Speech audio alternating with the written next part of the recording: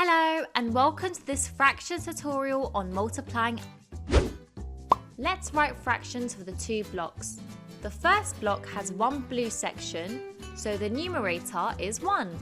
There are 4 sections altogether, so the denominator is 4. Now let's look at the next diagram.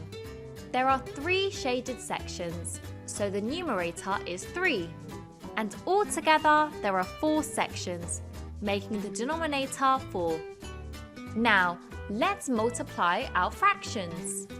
To multiply fractions, simply multiply by the numerator and by the denominator. 1 times 3 is 3, 4 times 4 is 16. So, a quarter multiplied by 3/4 makes 3 over 16. To watch the full video and to have a go at our 11 plus practice quizzes, go to ariatuition.com. That wraps up this tutorial.